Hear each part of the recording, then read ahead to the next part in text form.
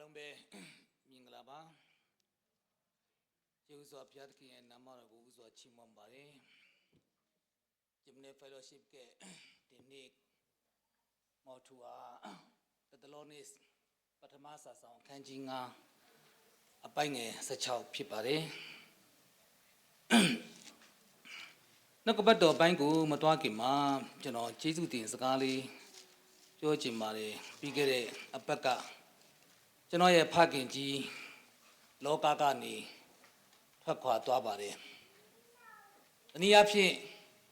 မြန်မာလူပြောရင်တော့ဆုံးပါသွားတယ်ပေါ့။ဘာကြောင့်ဒီစကားပြောရလဲမယုံကြည်သူဖြစ်တော့ကြောင်းဒါလေးကိုနားလည်စေခြင်းနဲ့ယုံကြည်သူဆိုရင်ခရစ်တော်၌အိပ်ပျော်ခြင်းဘုရားသခင်ခေါ်တော်မူခြင်းခံရတယ်လို့ဒီအသုံးအနှုန်းကိုသုံးရတာဖြစ်ပါတယ်မယုံကြည်သူဆိုရင်တော့ယောသမမွေလို့လို့မရဘူးယုံကြည်သူကတော့ယုံကြည်သူပဲမယုံကြည်သူကတော့မယုံကြည်သူပဲသခင်ယေရှုကဘာပြောလဲအေးရင်အေးပူရင်ပူနှွေးတာမလုံးနဲ့တနည်းအားဖြင့်ဟိုမရောက်ဒီမရောက်မလုံးနဲ့လောကမှာအသက်ရှင်တဲ့အခါဖြစ်စေပြောရမယ့်စကားအရာဖြစ်စေနှုတ်ကပတ်တော်ကပြောတဲ့အတိုင်းပြတ်သားစွာပြောဖို့ဖြစ်တယ်ဆိုတဲ့အရာလေးကိုဖော်ပြပေးခြင်းပါတယ်မယုံကြည်သူဖြစ်သောကြောင့်လောကကနေထွက်ခွာသွားတယ်ဆုံးပါသွားတယ်သို့တော်လည်းပဲသူ့ရဲ့သားဖြစ်တဲ့ကျွန်တော်ကြတော့သခင်ယေရှုခရစ်တော်ကိုမိမိရဲ့အရှင်သခင်ကယ်တင်ရှင်အဖြစ်ယုံကြည်လက်ခံတဲ့ဖခင်သားဖြစ်သောကြောင့်အသင်းတော်အနေနဲ့ဖခင်ကြီးဆုံးပါသွားတဲ့အရာပေါ်မှာလာရောက်ပြီးတော့မှမိသားရဖွဲ့ပြီးနှစ်သိမ့်ချီးမွမ်းခြင်းဆုတောင်းခြင်းကိုပြုလုပ်ပေးတယ်။ဆုံးပါသွားတဲ့အဖေကောင်းကင်ရောက်ဖို့ဆုတောင်းပေးတာမဟုတ်ဘူးဝတ်ပြုပေးတာမဟုတ်ဘူး။ကြံရှိခဲ့တဲ့သားဝမ်းမြောက်ခြင်းရှိဖို့ငြိမ်သက်ခြင်းရှိဖို့ဖခင်ကိုချီးမွမ်းနှစ်သိမ့်ပေးတယ်ဆိုတဲ့အရာလေးကိုနားလည်စေဖို့ဖြစ်တယ်။ဂျင်မနီဖယ်လိုရှစ်ဆရာမနဲ့အတူတင်ထောက်လူကြီးတွေ AC ကောမဒီဝင်လူကြီးများဂျင်မနီဖယ်လိုရှစ်ကမိခင်ကြီးတွေဖခင်ကြီးတွေလူငယ်မောင်မယ်တွေအားလုံးကိုအထူးပဲလှိုက်လဲလဲနဲ့ကျေးဇူးတင်ရှိပါကြောင်းပြောကြားလိုပါတယ်တလောင်းနေအခန်းကြီး9အပိုက်ငယ်16ကဒီလိုပြောပါတယ်အေးအ၌ကြီးစွာကိုချီးမွမ်းကြလောဆုတောင်းပတနာအမြဲပြုကြလောလောကမှာကြုံတွေ့တဲ့အခါမှာခက်ခဲမှုတွေရှိပါတယ်ပင်ပန်းမှုတွေရှိပါတယ်ပြဿနာတွေရှိပါတယ်မကြုံချင်မဲနဲ့ကြုံရတဲ့အရာတွေရှိပါတယ်မဖြစ်ချင်ပဲနဲ့မဖြစ်ရတဲ့အရာတွေလည်းရှိပါတယ်ကိုကမပြောဘဲနဲ့ကိုကဘာမှမလုပ်ဘဲနဲ့အပြစ်တင်ဝေဖန်ခံရတာလည်းရှိပါတယ်ဘယ်လိုပဲရှိနေပါစေအရာရာ၌ကြီးစွာကိုချီးမွမ်းဖို့လို့ယေရှုခရစ်တော်ကအလိုရှိတာဖြစ်တယ်အာမင်ဂျင်နေညီကောင်မောင်နှမတွေအားပေးစေခြင်းနဲ့2025နှစ်တည်ဘဝဒီကနေ့ဆိုရင်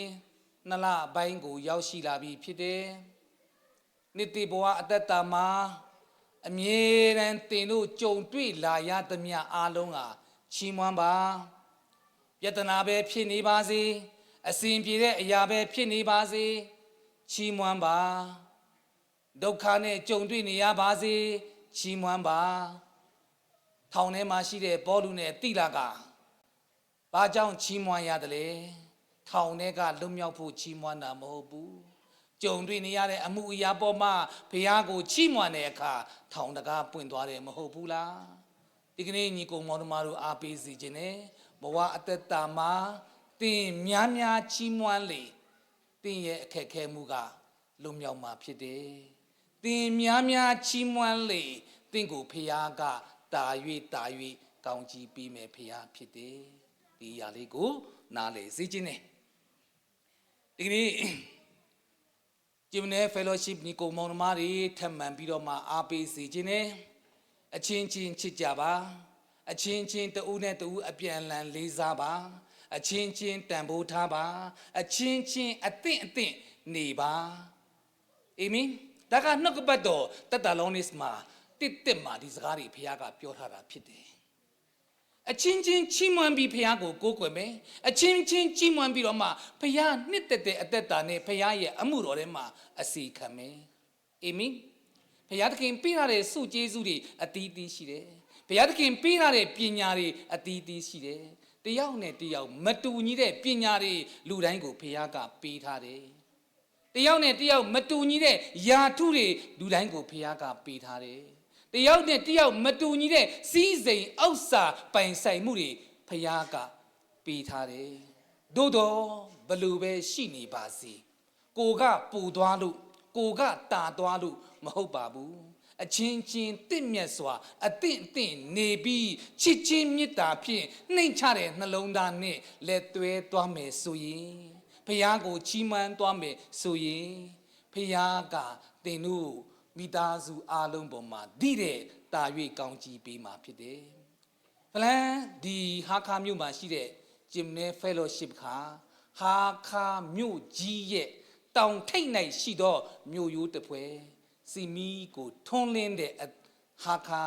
ဂျင်နဲဖယ်လိုရှစ်မိတ္တဟာယဟာခါမြို့ကြီးအတွက်မြန်မာပြည်ကြီးအတွက်လာမယ့်အနာဂတ်မှာကောင်းကြီးဖြစ်လာမှာဖြစ်တယ်။အသင်းတော်ဆိုတာကBethel Church နှစ်ချင်းအသင်းတော်ဒီမှာအသင်းတော်တွေ AG အသင်းတော်တွေမြောက်များစွာရှိတယ်နှစ်ချင်းနဲ့ပတ်သက်တဲ့အသင်းတော်တွေများစွာရှိတယ် HBC အသင်းတော်တွေလူအနေနဲ့တတ်မှတ်တဲ့ HBC အသင်းတော်ဖလန်နှစ်ချင်းအသင်းတော်ဟာခါမြန်မာနှစ်ချင်းအသင်းတော်လို့တတ်မှတ်ပေမယ်သင်ကအသင်းတော်ဖြစ်တယ်အာမင်တနည်းကြရင်ဒီအဆောက်အုံကိုချီနှောင်မှာမဟုတ်ဘူးသင်ကိုချီနှောင်မှာဖြစ်တယ်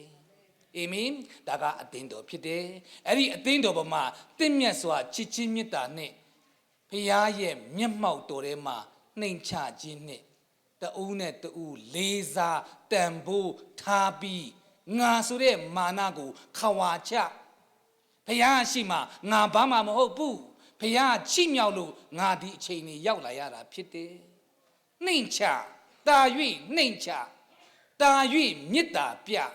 အဲ့ဒီအပေါ်မှာဂျင်နဲဖယ်လိုရှစ်ညီကိုမောင်နှမအားလုံးကိုဖခင်ကကြီးမားစွာအသုံးပြုမယ်ဆိုတဲ့အရာလေးကိုနားလည်စေခြင်းနဲ့ဖခင်ကမောက်မာတဲ့စိတ်ကိုမနစ်သက်ပါဘူးမာမာနကိုဖခင်ကမနစ်သက်ပါဘူးမာမာနကြောင့်ကောင်းကင်လူစီဖာကြာဆင်းရတယ်မိုးတောက်ကျဲစာတန်မနက်ကြာဆင်းရတယ်ဘာကြောင့်လဲဖခင်ရဲ့နေရာငါဆိုတဲ့ဖခင်ဖန်ဆင်းထားတဲ့အရာကိုမေ့လျော့ပြီးတော့မှငါဝင်သွားတဲ့အခါမှာကြာဆင်းရတယ်ယနေ့ကျွန်တော်တို့ဘဝအသက်တာမှာတာ၍နှိမ်ချဖို့ရန်အတွက်နှိမ်ချတော်သူကိုငါချီးမြှောက်မယ်အာမင်များများနှိမ်ချပါအိမ်ထောင်မှာလည်းနှိမ်ချပါအသင်းတော်မှာလည်းနှိမ်ချပါ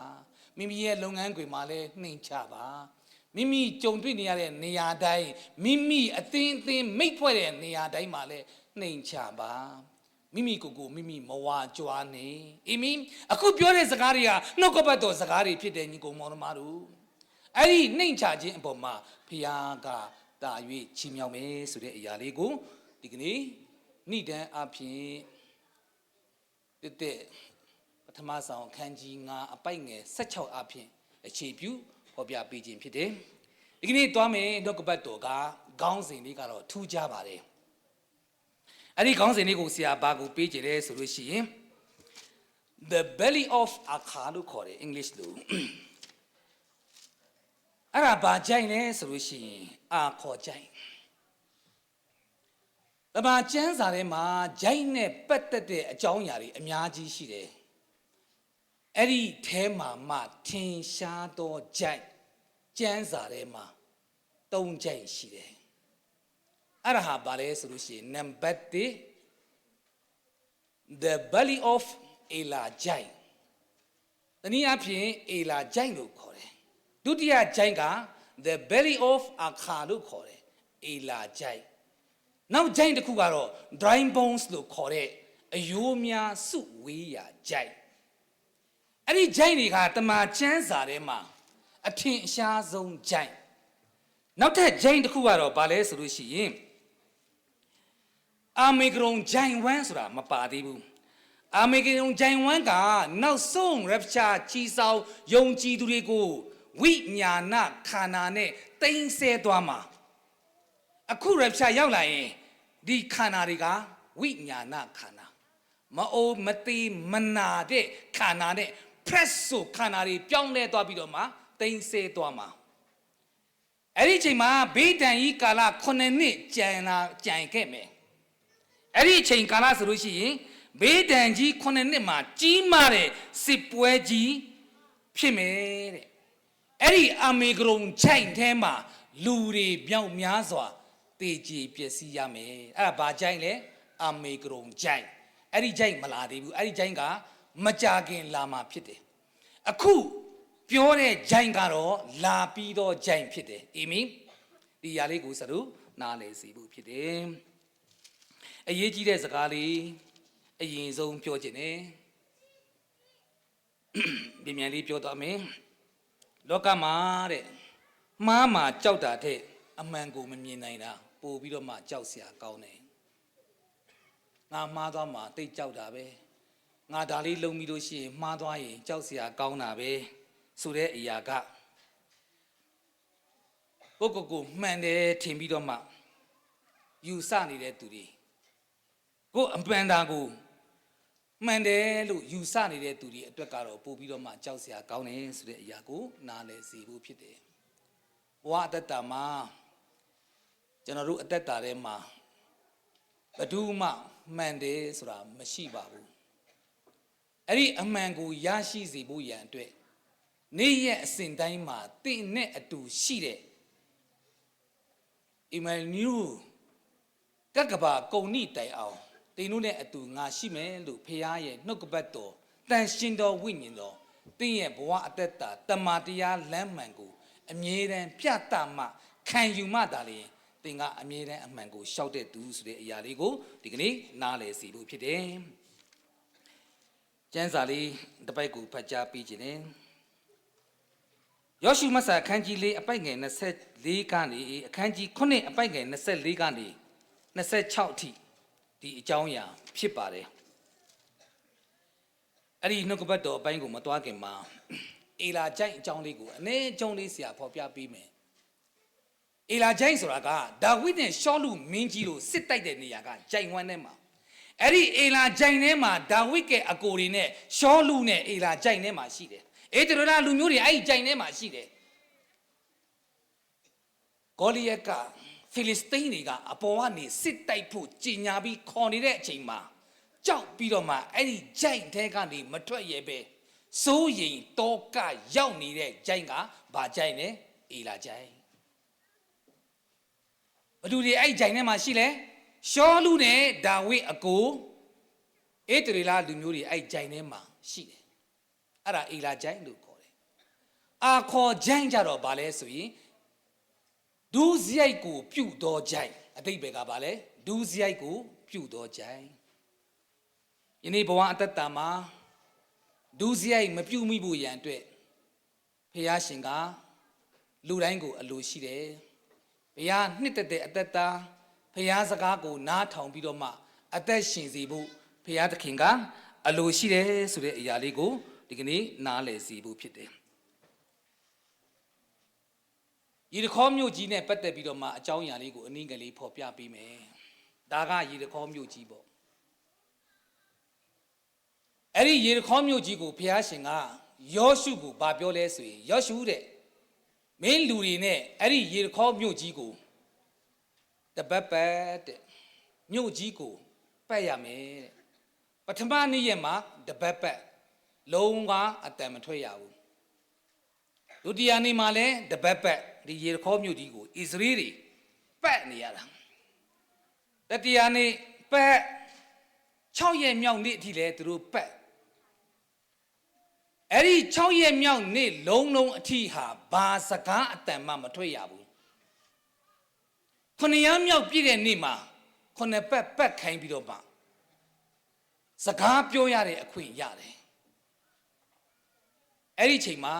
ယေရခေါမြို့ကြီးကဘာဖြစ်သွားလဲ ဘာဖြစ်သွားလဲပြိုလဲသွားတယ်ယောရှုနဲ့ဣသရေလလူမျိုးတွေရဲ့အရှိမစစ်တိုက်ပေးတာဥဆောင်ပေးတာကဘာတူလဲဖယား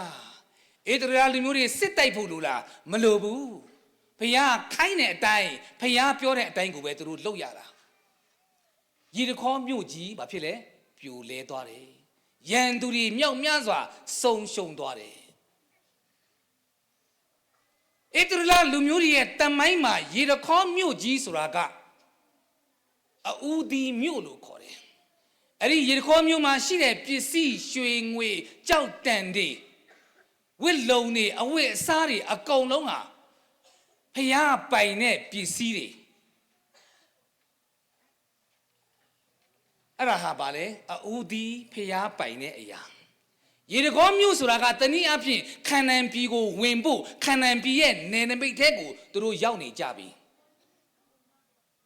ဘုရားကနုနဲ့ပြားရီစီးတဲ့ခါနန်ပြည်ကိုဣသရေလလူမျိုးတွေအတွက်ဘုရားပြင်ဆင်ထားတယ်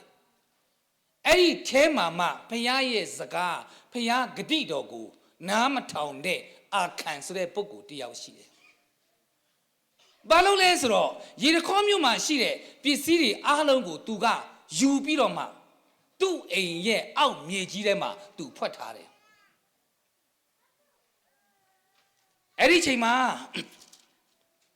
ယေရီခေါမြို့ကြီးကိုစစ်တိုက်ပြီးတဲ့အချိန်မှာအာဣမြို့လေးဆိုတာရှိတယ်ဒါလေးကတော့အာဣမြို့လေးပေါ့ယေရီခေါမြို့ကတော့ဖျားကကိုယ်တိုင်ဥဆောင်ပြီးတော့မှမြို့ရိုးကြီးပြိုသွားတဲ့အထိဖျားကနိုင်စေခဲ့တယ်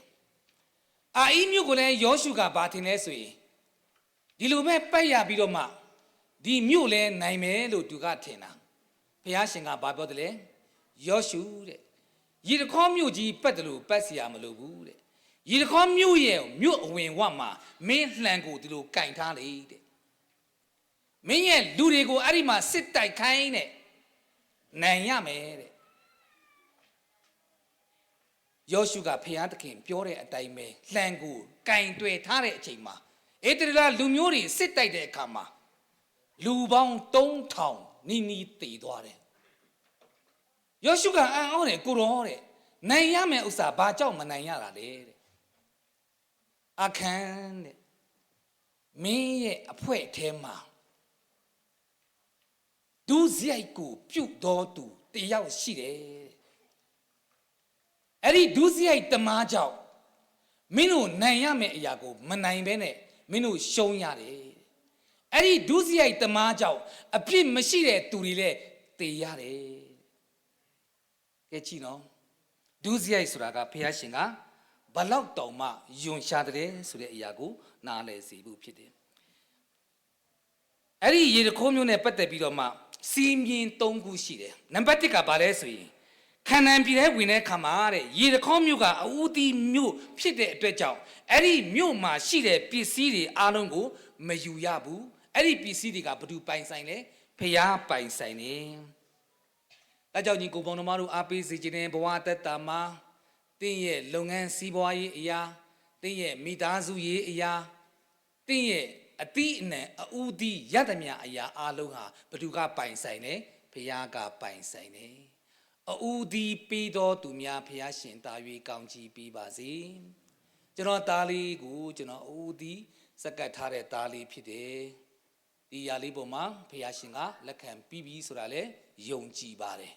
အဲကြောင့်အူဒီဘယ်သူပိုင်လဲဖျားပိုင်တယ်ဒီကနေ့လုပ်ငန်းခွင်ထဲကိုဝင်ပြီးအလုပ်အတိတ်ရလို့အဲ့ဒီအလုပ်အတိတ်ရတဲ့အပေါ်မှာလစာရလာတဲ့လစာဒီမိမိနဲ့မဆိုင်အဲ့ဒီအရာကဘယ်သူနဲ့ဆိုင်လဲဖျားနဲ့ဆိုင်တယ်တနှစ်မှာလစာဘယ်နှခါရလဲ12ခါရတယ်17ခါကတော့ကိုတုံးလိုက်ပတ်ပထမဦးဆုံးလစာကဖျားကိုအနှံတော်သူဖြစ်ဖို့လိုတယ်အာမင်အဲ့ဒါအူဒီအဲ့ဒီအရာပေါ်မှာဖျားရှင်ကတာ၍ကောင်းကြီးပေးမယ့်အရာဖြစ်တယ်ဆိုတဲ့အရာကိုနားလည်စီဖို့ဖြစ်တယ်အူဒီဆိုတဲ့အရာကဘာကြောင့်ဖျားကတောင်းရတယ်လဲသင်မိသားစုသင်အိမ်ထောင်အတွက်သင်အတွက်တိုးပွားစေခြင်းဖို့အတွက်ဖျားကတောင်းတယ်ဆိုတဲ့အရာကို နားလေစီဖို့ဖြစ်တယ်နံပါတ်1ကမယူနိုင်လို့ပြောတဲ့စကားကိုဖျားက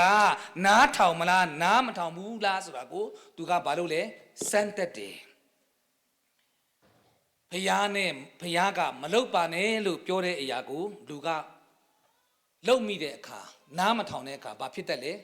ပြဿနာရှိတယ်ညီကိုမောင်နှမတို့နားလေစီခြင်းနံပါတ်3ခန္ဓာပြည်ကိုဝင်တဲ့အခါမှာတဲ့သူတို့စိတ်တဘောထားကတတ်မှတ်မှုရှိသလားမရှိဘူးလားဆိုတာကိုဒီအချက်3ချက်အပြင်ဘုရားကဘာလို့လဲစမ်းသက်တယ်ယနေ့အာခံဆိုတဲ့ပုဂ္ဂိုလ်ဟာတတ်မှတ်တဲ့စိတ်နဲ့ရေတခေါမျိုးကဘုရားပိုင်ဆိုင်တဲ့အဦးသီးကိုယူပြီးသူ့အိမ်မှာဝှက်ထားလိုက်တဲ့အခါမှာ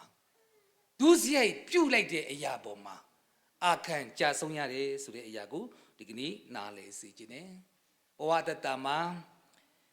ဒီကုမောင်နှမတွေအားပေးစေခြင်းနဲ့သင်မိသားစုမှာသင်ရရှိမဲ့ကောင်းကြီးတွေသင်ရရှိမဲ့အောင်မြင်ခြင်းတွေသင်ခံစားရမဲ့ကျမ်းမာခြင်းတွေသင်အတွက်ဖျားပြည့်မဲ့အရာတွေဟာဘာကြောင့်သင်ကမရတယ်လဲဆိုရင်သင်ဒုစရိုက်ကိုပြုနေသောကြောင့်ဖြစ်တယ်ဖျားစကားကိုနားမထောင်ခြင်းကြောင့်ဖြစ်တယ်အာမင်ယနေ့ယုံကြည်သူဆိုတာဖျားသားသမီးဆိုတာဘု து စကားကိုနားထောင်ရမလဲဖျားစကားနားထောင်ရမယ်ဖျားကဒါမလုံးနဲ့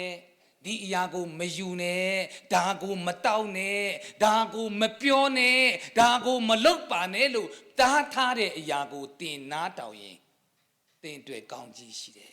သင်ကိုဖျားပြင်ဆင်မဲ့ကောင်းကြီးတွေတင်ခံစားရမယ်ဖျားစကားတင်နားမထောင်လိုက်တဲ့အခါမှာအခုနပြောပြလိုက်တဲ့ခံစားရမဲ့ကောင်းကြီးတွေတင်ရမှာမဟုတ်ဘူးဆိုတဲ့အရာကိုဒီကနေ့နားလေစီခြင်းနဲ့ဒီနေ့ဘဝတတမှာဒုစရိုက်ကျွန်တော်တို့နှလုံးသားထဲမှာရှိရမှာလားကျွန်တော်တို့နှလုံးသားထဲမှာအတွေးပေါင်းစုံစိုးရိမ်မှုတွေရှိရမှာလားဒါမှမဟုတ်ကျွန်တော်တို့နှလုံးသားထဲမှာဖျားကိုစိတ်ချခြင်းနဲ့တန်ရှင်းဖြောက်မှတ်တဲ့အသက်တာနဲ့နှလုံးသားထဲမှာရှိဖို့ဒါကိုကျွန်တော်တို့ဆင်ခြင်ဖို့ဖြစ်တယ်ကဲကြည့်မယ်အခန့်ကအဲ့ဒီရေတခေါမျိုးကနေသူယူလိုက်တဲ့ပစ္စည်းကိုဖျားကဘာပြောတယ်လဲဆိုရင်ယောရှုတဲ့မင်းထဲမှာဒုစရိုက်ပြုတ်တဲ့ပုဂ္ဂိုလ်ရှိတယ်အဲ့ဒီပုဂ္ဂိုလ်ကိုဆွဲထုတ်လေယောရှုခန်းကြီး9အပိုင်ငယ်24မှာယောရှုနဲ့ဣသေလအမျိုးသားအပေါင်းတို့သည်ဇေရတာဆိုတာကအာခံရဲ့ဖခင်ကိုပြောတာဇေရတာအာခံမှစ၍ထုံငွေဝတ်လုံရွှေတုံးသားသမီးတိုးနွားမြင်းတဲနှင့်တကွသူ၌ရှိသည်များတို့ကိုအာခေါ်ကြိုင်တို့ဆောင်သွားပြီးမှကဲကြည့်နော်ဖျားကဒုစရိုက်ပြုရင်ဘလောက်မုန်းလဲဒုစရိုက်ပြုရင်ဖျားကဘလောက်တောင်ယွန်ရှာတယ်လေဖျားစကားနားမထောင်ခြင်းအဲ့ဒီချိန်မှာတဲ့အာခံကဘာပြောတယ်လဲဆိုရင်ဝန်ခံတယ်နော်သူဝန်ခံတယ်ပြုတ်လိုက်တာတော့တယောက်တည်းပဲအာခံလိုက်ရတာဇနီးသားသမီးတွေပိုင်ဆိုင်မှုတိုးတွေနွားတွေကလန်အုပ်တွေမြင်းတွေတလိษံတွေအိမ်ကအစမလွတ်ဘူးအဲ့ဒါဘယ်ကြိုင်နဲ့ကိုတွားရလဲအာခေါ်ကြိုင်အဲ့ဒီအာခေါ်ကြိုင်ကဒုစရိုက်ပြုတ်တဲ့သူရဲ့အပြစ်စီရင်နဲ့ကြိုင်လို့ခေါ်တယ်ဒီနေ့ညီကောင်မောင်နှမတို့အားပေးစီခြင်းနဲ့ကျမ်းစာထဲမှာသစ္စာမဲ့တဲ့သူတွေအများကြီးရှိတယ်နံပါတ်1အာဒံအေဝကျွန်တော်တို့အားလုံးသိတယ်ဘုရားကမင်းတို့ဒီအပင်ရဲ့အတီးကိုမစားနဲ့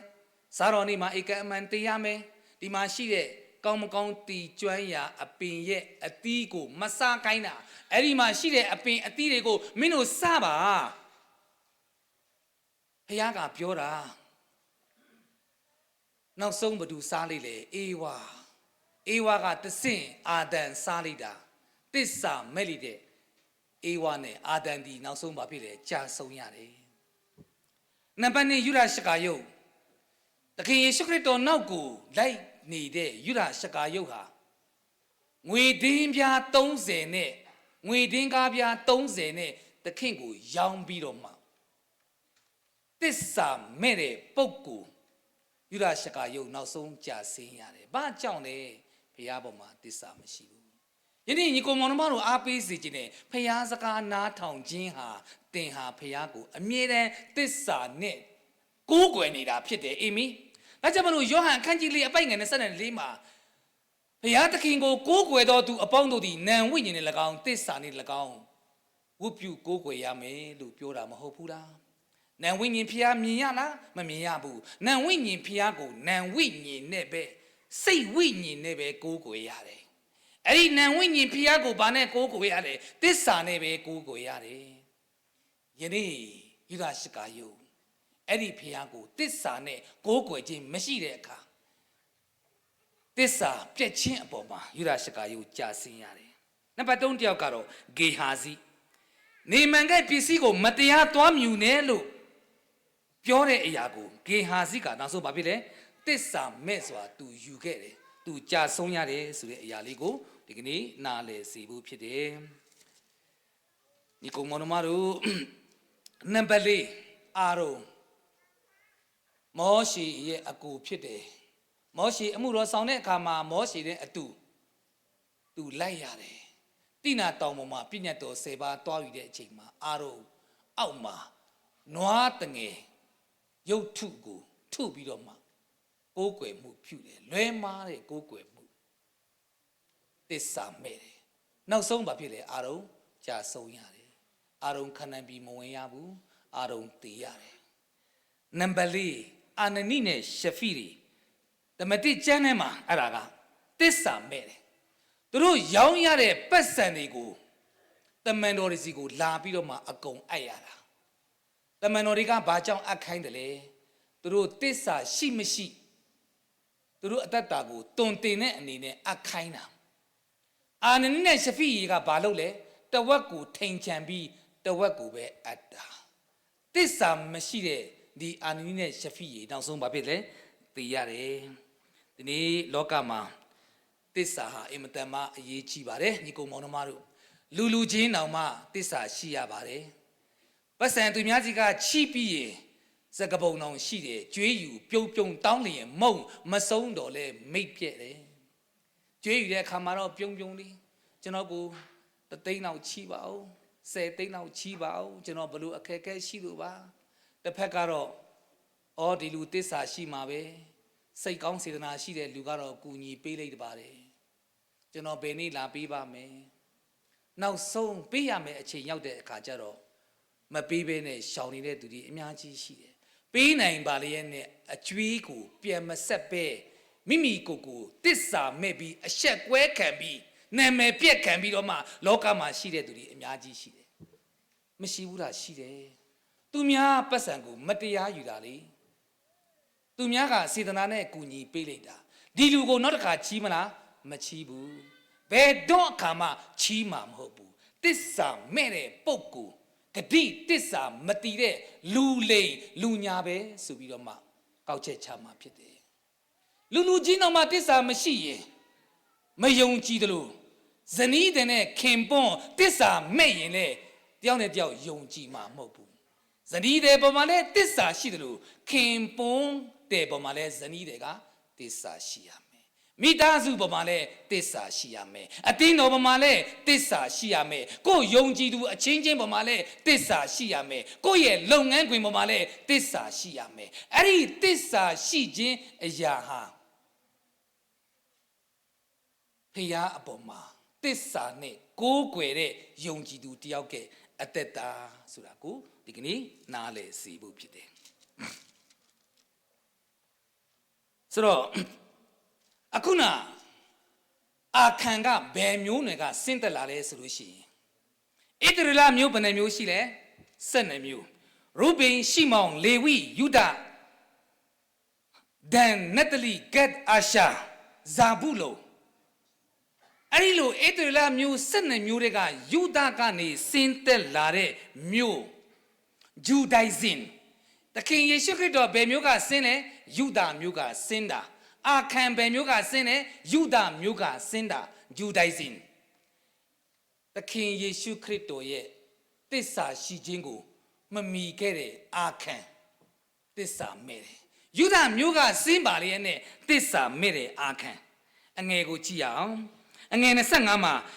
ယောရှုက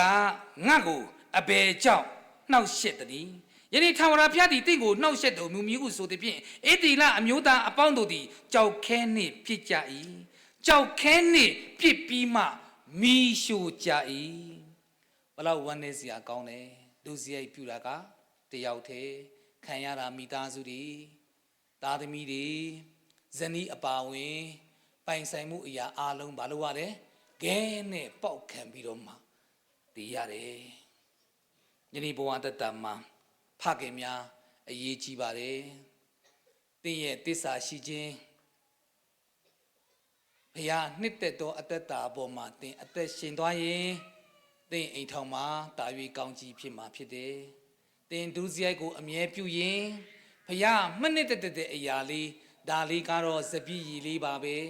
စပီးဝိုင်လေးပါပဲအယ်ကိုဟောတော့မပါပါဘူးကျန်းစာထဲမှာမူးတယ်ဆိုရင်မတောက်နဲ့လို့ပြောရင်လုံးဝအုတ်တုံမတောက်နဲ့ကျန်းစာကအဖြစ်ပဲပြောတာမူးရင်မတောက်နဲ့ဘာကြောင့်လဲမတောက်ရဘူးဖျားနှစ်သက်သလားမနှစ်သက်ဘူးအဖေအခန်းကြီး9အပိုက်ငယ်18မှာရင်မူးစေတတ်သောစပည့်ရည်ကိုတောက်တုံးခြင်းမပြုကြနဲ့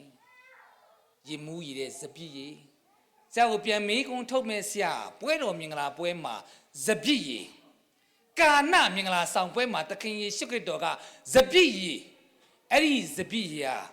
juice အချိုဖြစ်တယ် apple juice အချိုစပည့်ဆိုတာအချင်းပေါက်ရင်မူးတယ်ဒါလေးကိုနားလဲစီဘူးဖြစ်တယ်ပွဲတော်မင်္ဂလာမှာပြီးတဲ့စပည့်ကပါလဲအချိုရင်မူးစေတဲ့အရာပါသလားမပါဘူးဒါလေးကိုလည်းဆရာတို့ကွဲကွဲပြားပြားနားလည်စီဖို့ဖြစ်တယ်ဆရာတို့ရန်ကုန်မှာဆိုရင်စပည့်ရည်အတုနဲ့လုပ်ရတယ်နော်ဟိုဟာလေဘာခေါ်လဲကွာဟိုအေးဆိုင်မှာရောင်းတာလေးစပည့်တို့အယောင်မျိုးလေးအယောင်လေးအဲ့ဒီအချိုရည်နဲ့စပည့်ရည်နည်းနည်းလေးနဲ့ရောပြီးတော့မှအများကြီးပွားအောင်လုပ်ရတယ်စပည့်ရည်အတုနဲ့စပည့်ရည်အစ်စ်ရှားလို့ပေါ့ကွယ်ဒီချင်းတော်မှာတော့ကြီးစုတော်ကြောင့်စပည့်ရည်ကပေါ်ပါတယ်ဒါကြောင့်ဘုရားမနစ်သက်တဲ့အသက်တာနဲ့အိမ်ထောင်ဖခင်များအသက်မရှင်ဖြစ်ဖို့အာခံကဲ့သို့မဟုတ်ပဲလူစရိုက်ကိုရှောင်ပြီးဘုရားနှစ်သက်သောအသက်တာနဲ့အသက်ရှင်စီဖို့အားပေးစီခြင်းနဲ့ချစ်တော်မင်းကလေးများအားပေးစီခြင်းနဲ့တခါလဲပြောခဲ့ပြီးအခုတခါထပ်ပြောမယ်ယောက်ျားလေးကိုအရွေးမမားဘူးလို့ပြောခြင်းနဲ့ယောက်ျားလေးအရွေးမှားရင်ဆုံးရှုံးတတ်တယ်အာခံရဲ့မိန်းမကအာခံကိုအရွေးမှားတော့သူကသူ့ကလေးတွေကအကုန်လုံးပျက်စီးခဲ့ရတယ်။ယနေ့အာခံကဲ့သို့မဖြစ်ဖို့ယောက်ျားလေးအရွေးမမှားဘူးအရန်ရေးကြည့်တယ်။တတိယလို့အကြောင်းအရာလေးတစ်ခုကိုဖော်ပြပေးမယ်ဗဟုသုတအနေနဲ့ကျွန်တော်စာအုပ်တအုပ်ဖတ်ခဲ့ရတဲ့စာအုပ်ထဲမှာအချက်5ချက်တွေ့ရတယ်အချက်9ချက်ပေါ့နော်။ဒါလေးကိုမှတ်ထားစီခြင်းနဲ့ပြင်းကြီးတဲ့ယောက်ျားကိုရွေးမိရင်ပြန်ပြောမယ်ပြင်းကြီးတဲ့ယောက်ျားကိုရွေးမိရင်တင့်အတွက်နေ့တိုင်းအလုတ်သမားနေ့ပဲမှတ်ထားတော့အဲ့ဒီယောက်ျားကိုရွေးမိလိုက်တာမှားတာပဲကွာအိမ်မှာမိန်းမကအလုတ်တွေလဲလုံရနေကုန်လုံနေရချက်ရပြုတ်ရယောက်ျားကအပြင်းလေဘာမှမလုပ်ဘူးတပည့်စီတစ်ချောင်းတော့မလဲဘူးဘာမှကိုဝိုင်းမကူတဲ့ယောက်ျားမျိုးရရင်တဲ့တင်ကနေ့တိုင်းပဲအလုပ်သမားပဲဒါလေးကိုနားလည်စီဖို့ဖြစ်တယ်ပြင်းကြီးတဲ့ယောက်ျားကိုမရွေးတတ်ဘူးလေလိုပါတယ်နံပါတ်1ကဘာလဲဆိုရင်မရင်ကျက်တဲ့ယောက်ျားကိုရွေးမိရင်တင့်အတွက်နေ့တိုင်းခလေးထိန်ရတဲ့နေ့ပဲဘာကြောင့်လဲမရင်ကျက်တာကိုနေ့တိုင်းသူ့ကိုတင်နေရတာသူ့ကိုငေါ့နေရတာသူ့ကိုစူနေရတာသူ့ရဲ့အသက်တာကိုထိန်းနေရတာခလေးလိုထိန်းနေရတာဘာကြောင့်လဲဒီယောက်ျားကမရင်ကျက်လို့မှတ်ထားနော်မရင်ကျက်တဲ့ယောက်ျားကိုယူမိရင်ဘာဖြစ်လဲခလေးထိန်းနေရမှာနံပါတ်3လိန်ညာဖောက်ပြန်တက်တဲ့ယောက်ျားနဲ့လက်ထပ်မိရင်တင့်အတွက်နေ့တိုင်းဧပြီဖူးနေ့ပဲပြောင်းလိမ်ပါလေမတိကြအောင်စောက်ပါလေ လောက်တဲ့အရာတွေကတော့ तू အပြင်မှာလောက်ခဲ့တာဒါပေမဲ့ तू မဟုတ်ဘူးပဲဝင်ခံမှာပဲမိမကိုဘာလို့မလဲပြောင်းလိန်လိန်မှာဒါလေးကိုနားလေစေချင်တယ်နံပါတ်၄ချမ်းသာတဲ့ယောက်ျားနဲ့လက်ထပ်မိရင်နေ့တိုင်းနှစ်သိကူနေပဲအိမ်မှာမိကိုတိတ်အပြင်မှာပဲစားမယ်စားတောက်ဆိုင်သွားမယ်ဟိုတယ်သွားမယ်ချောင်းသွားမယ်ငပလီငွေဆောင်ရတဲ့နေရာမှာသွားပြီးအပြင်မှာပဲအချိန်ကုန်အပြင်မှာပဲစားတောက်နေ့တိုင်းနှစ်သိကူပဲမဟုတ်ဘူးလားချမ်းသာတဲ့ယောက်ျားလေအချို့ကျတော့ချမ်းသာတဲ့ယောက်ျားတော့လိုချင်ကြတယ်နော်ဒီလိုစိန်ခံကျင်တာလေသိတယ်မလားမိဘူးကြောင့်မှလည်းမိကိုတိတ်အင်ကြီးအဝေးစရွှေငွေဘာညာအကောင်းဝင်ရတာဒါပေမဲ့ကိုဘွားအသက်တာမှာအဲ့ဒီယောက်ျားကိုယူမိတဲ့အတွက်သင်ကချမ်းသာပြီမဲ့သင်ဘဝအတွေ့အကြုံရင့်ကျက်မှုဘာမှရမှာမဟုတ်ဘူးဆိုတာကိုနားလည်စေဖို့ဖြစ်တယ်နံပါတ်5မှားယွင်းတဲ့ယောက်ျားနဲ့လက်ထပ်မိရင်တဲ့နေ့တိုင်းသင်အတွေ့ဘာနည်းလဲတော်လန်ရေးနေပဲတော်လန်နေရမှာသူ့ကိုအမျိုးမျိုးသူ့ကိုတော်လန်နေရမှာရန်ဖြစ်နေရမှာပြောနေရမှာဆိုနေရမှာဘာကြောင့်လဲမှားယွင်းတဲ့ယောက်ျားလေအမြဲတမ်းအမှားပဲလုပ်နေတာတောက်မယ်စားမယ်မူးမယ်ပျော်မယ်ပါမယ်မိမလိုက်စားမယ်မကောင်းတဲ့ဒုစရိုက်ထဲမှာနေကလေးကဝတယောက်လိုမိသားစုအပေါ်မှာအတိစိတ်ဆိုတဲ့အရာမရှိပဲလွတ်ပြီးတော့မှသူ့ဘဝအသက်တာကအမြဲတမ်းမှားနေတဲ့ယောက်ျားဒါလေးကိုနားလည်စီဖို့ဖြစ်တယ်နံပါတ်6ကိုတကယ်တစ္ဆာရှိတဲ့ခင်ပွန်းနဲ့လက်ထပ်မိရင်တဲ့နေ့တိုင်းဘယ်လဲတိုင်းတည်းပဲအဲ့ဒါအင်မတန်မှကြီးစွာခံစားရတာကိုပမာတစ္ဆာရှိမယ်အမြင်နဲ့ဇနီးတွေကို respect ပေးမယ်တုံတင်မယ်လမ်းပြပေးမယ်နော်ဘုရားနှစ်တဲ့အသက်တာနဲ့အသက်ရှင်တယ်လောကဆန်ဆန်နဲ့အသက်မရှင်ဘူးဆိုတော့အဲ့လိုလူမျိုးအဲ့လိုခင်ပွန်းကိုရတဲ့သူဟာအင်မတန်မှကျေးဇူးတော်ခံစားရတယ်ဆိုတဲ့အရာလေးကိုနားလည်စေခြင်းနဲ့ဒီမှာကြည်အခန်းသူကျူးလွန်တာကတော့တယောက်တည်းပဲမိမနဲ့မိသားစုတွေဘာလို့လဲမိရှုခံပြီးတော့မှတည်ရတယ်ဘာကြောင့်လဲဒီကနေ့ message ကပါလေဒီအရာလေးကိုဖော်ပြပေးတာဖြစ်တယ်အခန်းကဲ့သို့မဖြစ်ဘူးအာမင်နံပါတ်9ဘယ်သူကမှလက်မထက်ရင်တဲ့ဒီထဲမှာအပြိုကြီးတွေရှိတဲ့လူလက်ကျိုးထောင်ကြည့်ရအောင်ဟမ်အပြိုကြီးတွေရှိမှာပါရှိတယ်ဆရာသိတယ်နော်အပြိုကြီးတွေမလေးဂျင်နဲ့အပြိုကြီးတွေဆရာကောင်းသိတယ်ဆိုတော့ဘယ်သူကမှလက်မထက်မိရင်တဲ့တယောက်တည်းပဲနေရင်နေ့တိုင်းဗာနေတယ်哎呀，这龙路来一呗，咋么那呗？这就这个呗，路来一哩呗。ကိုလာပြီးတော့မှပြောစရာလည်းမလိုဘူးချုပ်ကင်စရာလည်းမလိုဘူးဟုတ်လားလွတ်လက်ဒီမှာအပြိုကြီးကြီးကြည်နေမော်ပြီးတော့တဲ့လွတ်လက်တွားလို့ရတယ်လေဟုတ်တယ်မလားဆိုတော့ဒီမှာကြည်အာခံကိုလက်ထက်တဲ့မိမနောက်ဆုံးပါဖြစ်တယ်ကြာဆုံးရတယ်အပိုက်ငယ်16မှာသူ့ပမာတဲ့များစွာသောကြောက်တုံးကိုပုံထားကြ၍ယနေ့တိုင်အောင်ရှိ၏ထာဝရဘုရားသည်လည်းအမျက်တော်အရှိန်ကိုငြိမ့်စေတော်မူ၏ထိုအမှုကိုအစွဲပြု၍ထိုကြိုင်ကိုယနေ့တိုင်အောင်အာခေါ်ကြိုင်ဟုခေါ်ဝေါ်ကြတယ်ကြိုင်ကိုမှတ်တာတော့ဗာကြိုင်နဲ့အာခေါ်ကြိုင်အဓိပ္ပာယ်ကပါလေဒုစရိုက်ကိုပြုတော်ကြိုင်နောက်ဆုံးအကြောင်းအရာလေးပြောပြီးဒီကုန်းချုပ်မယ်တခါတော့ငါတဲ့အိုင်တိုင်တွင်းနဲ့ထဲကိုဖားနှကောင်ကပြုတ်ကျသွားတာအဲ့ဒီတွင်းကလည်းအနဲ့ကြီးပဲဖားဆိုတဲ့မျိုးကခုံတဲ့မျိုးလေအပေါ်ကိုခုံတဲ့မျိုးလေဒါပေမဲ့အိုင်ကတအားမြင့်တဲ့အခါကျတော့ခုံတာတက်တာမရဘူး